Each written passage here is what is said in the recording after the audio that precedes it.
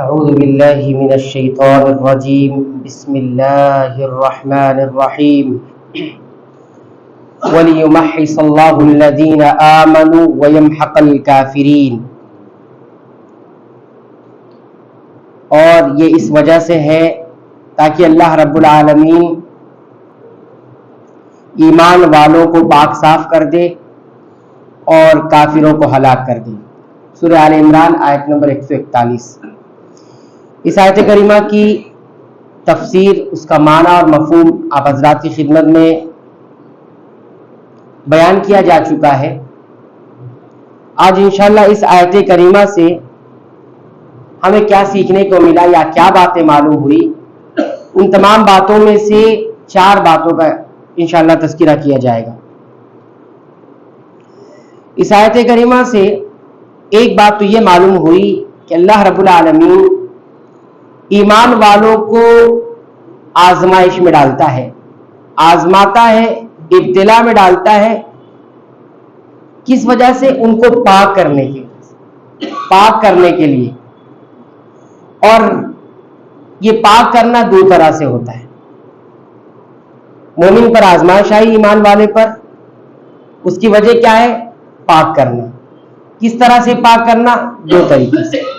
پہلا طریقہ، اللہ رب العالمین آزما کر یہ ظاہر کرنا چاہتے ہیں کہ کون سا مومن ہے کہ جس کا ایمان سچا ہے اور وہ اس مصیبت پر صبر کر رہا ہے. تو اس سے کیا ہوگا؟ الگ ہو جائے گا دوسرے مومنوں سے. اور اس بات کو ظاہر کرنا چاہتے ہیں اللہ رب العالمین کہ وہ کون سا مومن ہے کہ جس کا ایمان ابھی ڈگمگا رہا ہے اور وہ صبر نہیں کر پا رہا ہے.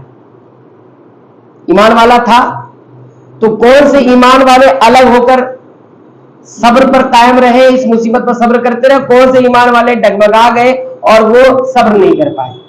تو ایک وجہ پاک کرنے کی یہ ہے، ایک صورت. دوسری صورت پاک کرنے کی یہ ہے کہ جو مصیبتیں آتی ہیں، اس مصیبت کے اندر مومنوں کو پاک کیا جاتا ہے. کیسے؟ گناہوں کو مٹا کر. کیونکہ مصیبتیں مومن کے حق میں کیا ہوتی ہے؟ یہ تکفیر کا کام کرتی ہے، صفائی کا کام کرتی ہے.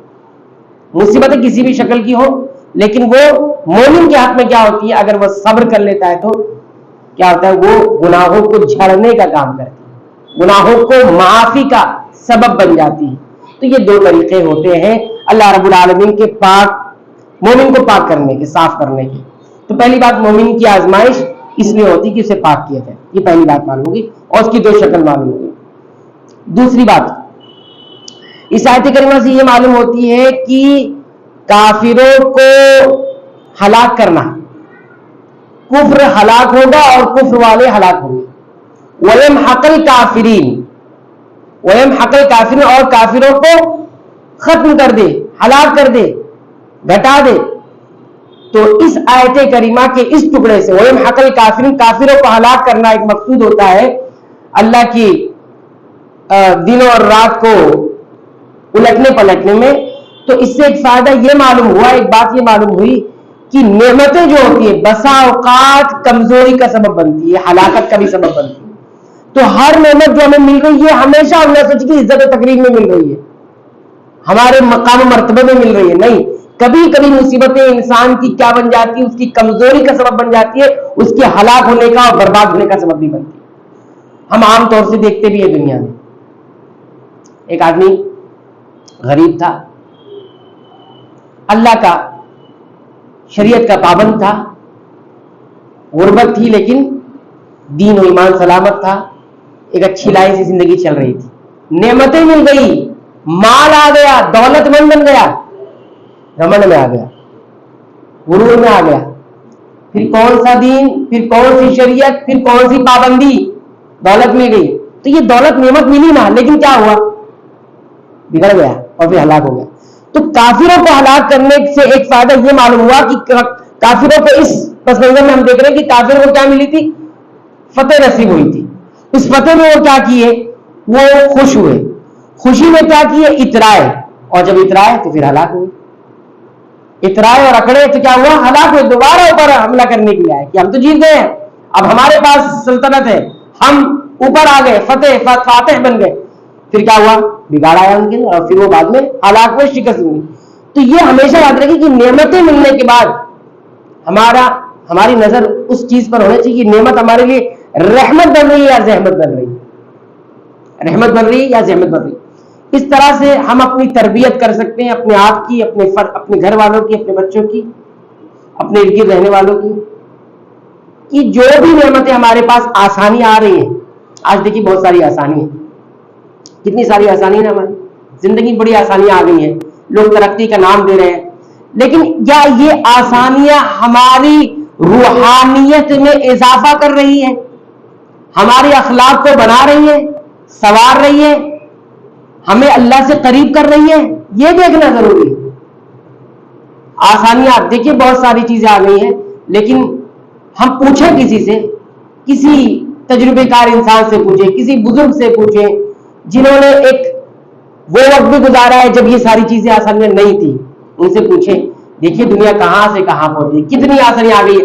یہ سب ہونے کے باوجود ہر چیز کی آسانی پیدا ہوئی، ہر چیز کا علاج آ گیا، ہر چیز ہو گئی ہے. بتائیے انسان کتنا اچھا ہوا، یہ بتائیے.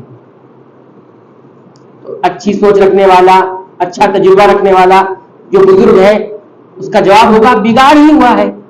ہم نے تو نہیں دیکھا انسان بہت اچھا ہو گیا اس ترقی سے. تو معنی اس کا یہ ہوا کہ اس نعمتوں کے آنے سے یہ نعمت ہمارے لیے رحمت نہیں بنی ہے، یہ زحمت بن رہی ہے.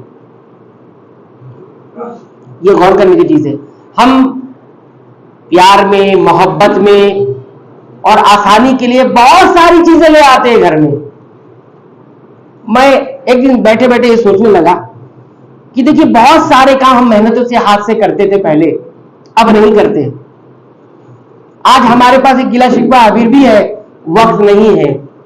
ایک بات کہتے ہیں مولانا صاحب ہمارے پاس وقت نہیں ہے، درس میں بیٹھ جاؤ وقت نہیں ہے، خطبے میں پہلے آ جاؤ وقت نہیں ہے، نماز پہلے آ جاؤ وقت نہیں ہے، کہتے ہیں نا. اچھا دیکھیے آج ہم کپڑے دھونے کے لیے ہمارے پاس واشنگ مشین آ گئی ہے، بہت سارے لوگوں کے پاس الحمدللہ ہے. کھانا اور مسالے پیسنے کے لیے ہمارے پاس مکسر آ گئے، اور ایسی بہت ساری چیزیں ہیں. کسی سے بات کرنا ہو تو موبائل فون اور دیگر چیزیں آ گئی ہیں، منٹوں سیکنڈوں میں سب کچھ ہو جاتا ہے. پھر وقت جا رہا کہاں ہے ہمارا؟ پھر وقت ہمیں ذکر کرنے کے لیے وقت نہیں ہے، ہمیں نماز پڑھنے کے لیے وقت نہیں ہے، ہمارے پاس درس سننے کے لیے وقت نہیں ہے، اللہ کی بات سننے کے لیے وقت نہیں. تو یہ جو نعمتیں آئی ہیں، یہ نعمت کیا بن رہی ہے ہمارے لیے؟ زحمت بن رہی ہے یا پھر نعمت بن رہی ہے؟ اتنی ساری آسانیاں ہیں نا، سب نعمتیں ہیں، اس کو سب نعمت شمار کر رہے ہیں. کہنے کا مقصود یہ ہے کہ اس پر ہماری نظر ہونی چاہیے کہ جو چیز ہے ہمارے پاس نعمت کی شکل میں، وہ ہمارے لیے کہیں ہماری کمزوری کا، ہماری ہلاکت کا، ہماری بربادی کا سبب تو نہیں بن رہی، اور ہماری دنیاوی اور اخروی دونوں نقصان کا سبب تو نہیں بن رہی. یہ غور کرنے کی چیز. تیسری بات یہ معلوم ہوتی ہے آیت کریمہ سے کہ جو کافر ہوتا ہے اس کا انجام آخرکار کیا ہے؟ ہلاک ہونا ہے، ہلاک ہو جانا ہے، دنیا میں بھی اور آخرت میں بھی. اس کو اللہ رب العالمین نے دوسرے انداز میں بیان کیا، انہ لا یفلح الظالمون، ظلم کرنے والے کبھی کامیاب نہیں ہوں. یعنی کافر سب سے بڑا ظلم کفر ہے. اسی طرح جو فرمایا ان اللہ لا یصلح عمل المفسدین، جو مفسد ہے، فساد پھیلانے والا ہے، اس کے عمل کو اللہ رب العالمین کبھی درست نہیں کرتے، کبھی صحیح نہیں کرتے. دونوں کا معنی یہی ہے کہ کفر اگر ہے تو وہ ہلاک ہی ہونا ہے، دنیاوی اعتبار سے بھی اور اخروی اعتبار سے بھی. اس پہ یہ ہمیں فائدہ ملا کہ ہم اپنی نعمت ایمان اور نعمت اسلام پر کتنا اللہ کا شکر ادا کریں، کتنا شکر ادا کریں. صرف نعمت ہدایت، نعمت اسلام، نعمت ایمان پر انسان غور کر لینا تو پھر وہ اللہ کا ناشکر کبھی بن ہی نہیں سکتا. لیکن غور تو کرے، جب سوچے تو صحیح. اور خاص طور سے آج کے اس پرفتن دور میں کسی کا ایمان سلامت نہیں رہے، کسی کا اسلام سلامت نہیں. اور چوتھی اور آخری بات یہ معلوم ہوتی ہے اس آیت کریمہ سے کہ اللہ رب العالمین ہی وہ ذات ہے، اللہ رب العالمین ہی وہ ہے جس کے پاس ساری تدبیر اسی کے ہاتھ میں ہے. کامل تدبیر کائنات کو چلانے کے لیے، بندوں کو چلانے اسی کے ہاتھ میں، کسی کو نہیں دیا اس نے، کسی کو نہیں. اپنے کتنے مقرب جو بھی ہو کسی کو نہیں دیا. کیونکہ اس میں کیا فرمایا کہ وَلِيُمَحِّصَ اللَّهُ الَّذِينَ آمَنُوا، تاکہ اللہ رب العالمین ایمان والوں کو صاف کر دے، وَيَمْحَقَ الْكَافِرِينَ، اور اللہ تعالیٰ کافروں کو ہلاک کر دے. یعنی صاف کرنا، پاک کرنا اور ہلاک کرنا دونوں کی نسبت اللہ نے کس کی طرف کی؟ اپنی طرف کی ہے.